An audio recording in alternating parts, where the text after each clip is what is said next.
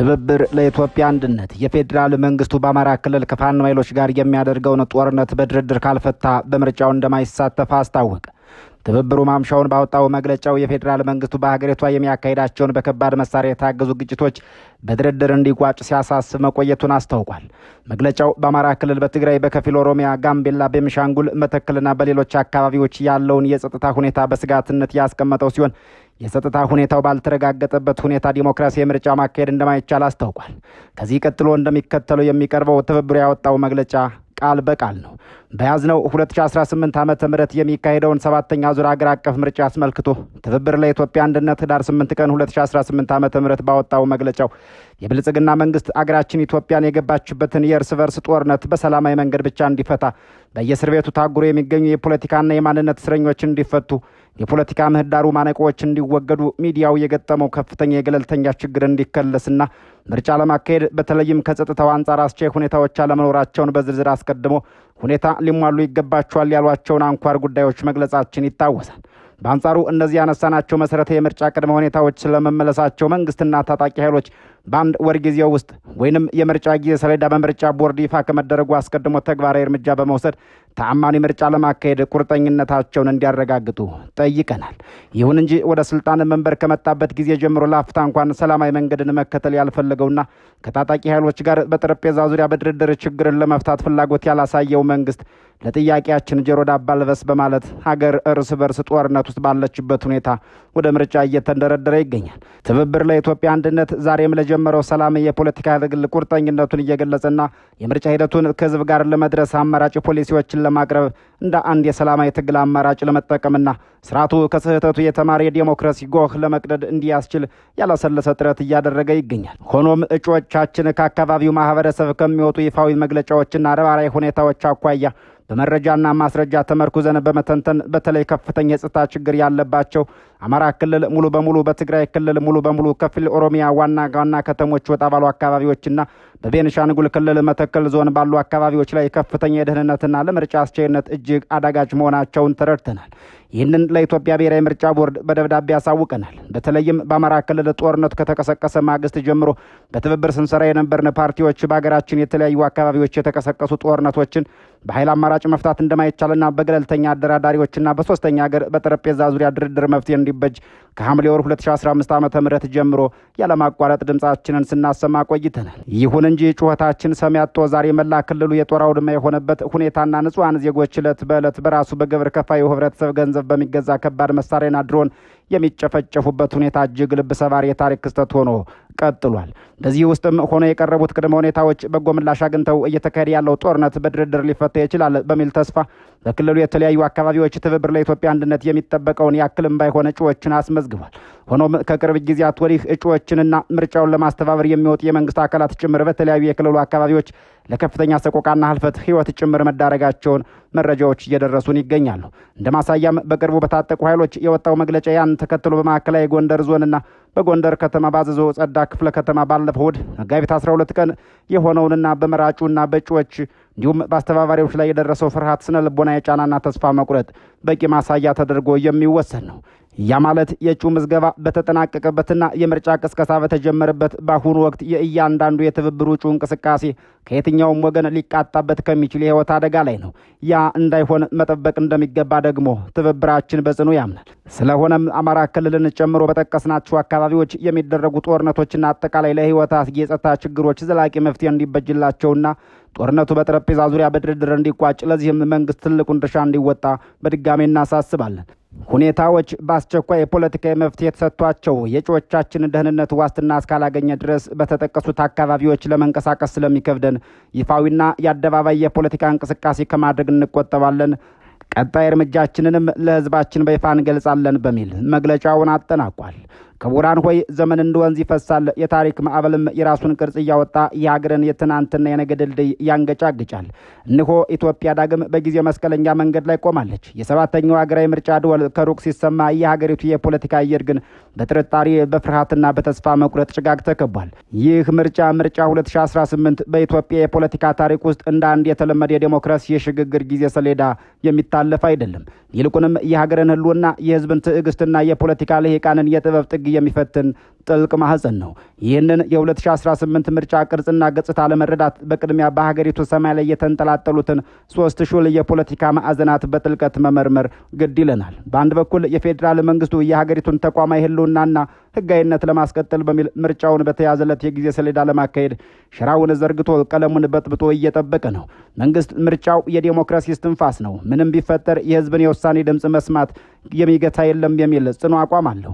በሌላኛው ጥግ ደግሞ ትብብር ለኢትዮጵያን የመሳሰሉ ተቋሚ የፖለቲካ ኃይሎች ቆመዋል። የእነሱ ትርክት ሰላምን ቅድሚያ የሚያቀነቅን ነው።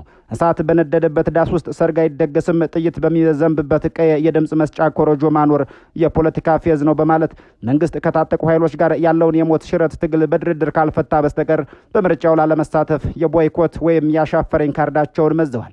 ሶስተኛውና ምናልባትም እጅግ አስፈሪው ማዕዘን ደግሞ በየተራራውና በየጫካው የመሸጉት የታጠቁ ኃይሎች ድምፅ ነው። እነሱ ደግሞ ምርጫውን እንደ መንግስት የህጋዊነት ማራዘሚያ ስልት በመቁጠር በሂደቱ በሚሳተፉ ፓርቲዎችና ግለሰቦች ላይ እርምጃ እንደሚወስዱ የማስጠንቀቂያ ነጋሪት እየጎሰሙ ናቸው። በዚህ እጅግ የተወሳሰበና አንዱ የሌላኛውን ትርክት በሚያፈርስበት የፖለቲካ ድባብ ውስጥ የምርጫ 2018 ቅርጽ ምን ሊሆን ይችላል የሚለው ጥያቄ የዘመኑ ታላቅ የፖለቲካ እንቆቅልሽ ሆኖ ብቅ ይላል። ይህ ምርጫ ቅርጹን የሚያገኘው ከወረቀት ላይ ህጎች ሳይሆን ከመሬት ላይ ካሉ እውነታዎች ነው።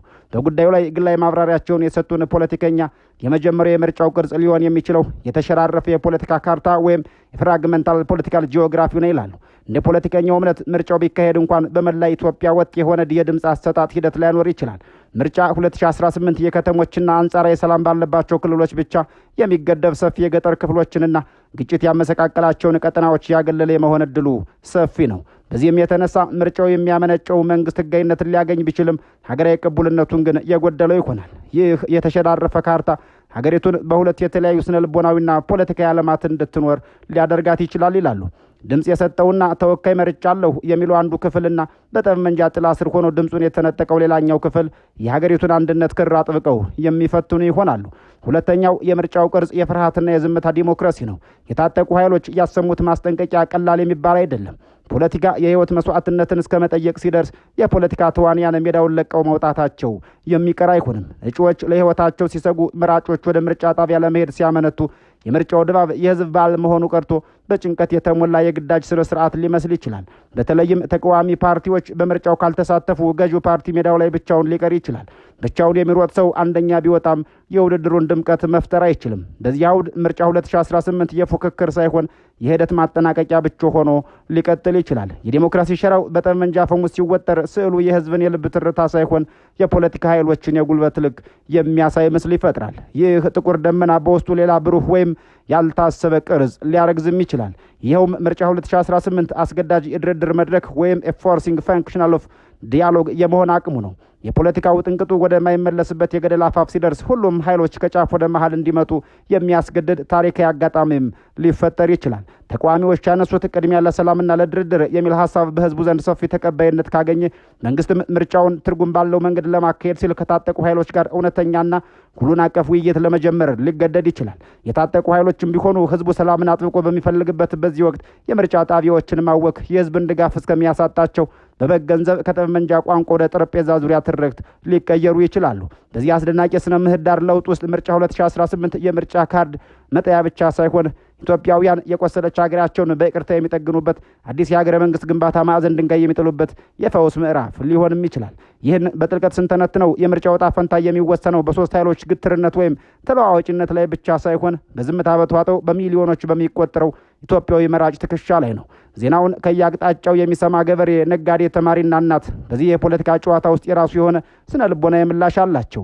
የኢትዮጵያ ህዝብ ለዘመናት የፖለቲካ ንግግሮችን በሚገባ የማንበብ ጥበብ ያለው ህዝብ ነው። ከወዲሁ የሚሰማው የተቃዋሚዎች ማፈግፈግና የታጠቁ ኃይሎች ዛቻ በህዝቡ ዘንድ የምርጫውን ተስፋ እያደበዘዘው ነው። መራጩ ህዝብ የምርጫ ካርድ ሆዴን አይሞላውም፣ ጥይት ግን ህይወቴን ይቀጥፋል ወደሚል የህልውና ስሌት ከገባ የምርጫው ዕለት የምርጫ ጣቢያዎች ባዶ ሊቀሩ ይችላሉ።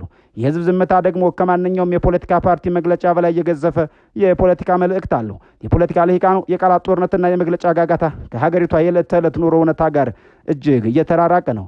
መንግስት ህጋዊ መስመር ለማስቀጠል ሲተጋ፣ ተቃዋሚዎች የፖለቲካ ሜዳው ጠበበን ብለው ሲያማርሩ፣ የታጠቁ ኃይሎች ደግሞ የጉልበት ሚዛን ለማሳየት ሲሞክሩ፣ መሀል ላይ ያለው ሀቅ ግን ሀገሪቱ በደም በእንባና በኢኮኖሚ ስብራት ውስጥ ማለፏ ነው። ስለዚህ የሰባተኛው ሀገራዊ ምርጫ ቅርጽ የእነዚህን ስብራቶች ጥልቀት የሚያንጸባርቅ መስታወት ይሆናል። ምርጫው በታቀደለት ጊዜ ቢካሄድ ውጤቱ ምንም ይሁን ምን ኢትዮጵያ ከምርጫው ማግስት የምትጋፈጠው ጥያቄ ማናሸነፈ የሚለውን ሳይሆን እንዴት አብረን እንቀጥላለን የሚለውን ይሆናል። ምርጫው 2018 የፖለቲካ በሽታ የሚፈወስ አስማታዊ ክኒን አይደለም። ይልቁንም ሀገሪቱ ያላትን የፖለቲካ ጤንነት ደረጃ የሚያሳይ የላብራቶሪ ውጤት ነው። ተቃዋሚዎች ሙሉ በሙሉ ራሳቸውን ካገለሉ የሀገሪቷ ፓርላማ የአንድ የፖለቲካ አስተሳሰብ ብቻ ማስተጋቢያ ሆኖም ሊቀጥል ይችላል። ይህ ደግሞ በህዝቡ ውስጥ የታመቁ ቅሬታዎችን ህጋዊ መተንፈሻ እንዳያገኙ ያደርግና የትጥቅ ትግሉን አማራጭ ይበልጥ እንዲሰፋ ሊያደርገው ይችላል። በተቃራኒው ደግሞ የትብብር ለኢትዮጵያና የሌሎች ኃይሎች ጩኸት ሰሚ አግኝቶ ምርጫው የሰላም ሂደቱን የማይፈቅድም ከሆነ ወይንም ምርጫው ራሱ የሰላም ስምምነት አካል ተደርጎ ከተወሰደ የ2018ቱ ምርጫ በኢትዮጵያ ታሪክ ውስጥ ደማቅ ቀለም ሆኖ ሊጻፍ ይችላል። እንደ ደቡብ አፍሪካው የ1994 ምርጫ ከጥላቻው ደርቅ ከጦርነት ወደ ሰላም የሚደረግ የሽግግር ድልድይም ሊሆን ይችላል። ነገር ግን ይህንን ቅርጽ ለማምጣት ሁሉም የፖለቲካ ተዋንያን ከራሳቸው ጠባብ የፖለቲካ ስሌት ወጥተው የሀገርን የረጅም ጊዜ ህልውና በሩቅ አሻግረው ማየት ይጠበቅባቸዋል። የምርጫ 2018 ቅርጽ ገና እየተጠነሰሰ ነው። በማህፀን ውስጥ እንዳለ ጽንስ መልኩንና ቁመናውን የሚወስኑት ዛሬ የሚወሰዱት የፖለቲካ እርምጃዎች ናቸው። መንግስት የፖለቲካ ምህዳሩን ለማስፋት የሚያደርገው ጥረት ተቃዋሚዎች ከቦይኮት ባሻገር አማራጭ ሀሳቦችን ለማቅረብ ያላቸው ፈቃደኝነት እንዲሁም የታጠቁ ኃይሎች የፖለቲካ ልዩነቶችን በጠረጴዛ ዙሪያ ለመፍታት የሚያሳዩት ዝግጁነት የምርጫውን የመጨረሻ ስዕል የሚስለው ይሆናል። በዚህች የፈተና ሰዓት ታሪክ ኢትዮጵያን እየታዘባት ነው። የጥይት ድምፅና የካርድ ጩኸት በሚምታቱበት በዚህ ምድር ምርጫ 2018 የሀገሪቱን የፖለቲካ ቁስል የሚያመረቅዝ መርዝ ይሆን ወይንስ ወደ ጤናማ የስምምነት ምዕራፍ የሚያሸጋግር ድልድይ? መልሱ ያለው በመሪዎቿ ጥበብ፣ በልሂቃኗ ማስተዋልና ከምንም በላይ ደግሞ መከራን ችሎ ባሳለፈው ታላቁ የኢትዮጵያ ሕዝብ የማይበገር መንፈስ ውስጥ ነው። ጊዜው እየገሰገሰ ነው። ምርጫ 2018 በታሪክ ገጽ ላይ የራሱን እውነት ሊከፍት ደጃፍ ደርሷል። ቅርጹ የጥፋት ወይስ የልማት፣ የልዩነት ወይስ የአንድነት፣ የጦርነት ወይስ የሰላም የሚለው ውሳኔ ግን ገና አልተጻፈም። ያሸራ አሁንም ክፍት ነው። ብዕሩም ያለው በእያንዳንዱ የፖለቲካ ተዋናይ እጅ ላይ ነው። ታሪክ የትናንትና የሞተ ክስተት ማከማቻ መጋዘን ብቻ ሳይሆን የዛሬን መልክ የሚመዘንበትና ሚዛን የነገን አቅጣጫ የሚጠቁምበት ህያው ኮምፓስ ነው በማለት በዚሁ እንሰናበታለን። ያላችሁበት ዓለም ሰናይ ጊዜ እየተመኘን በዚሁ ተናገር።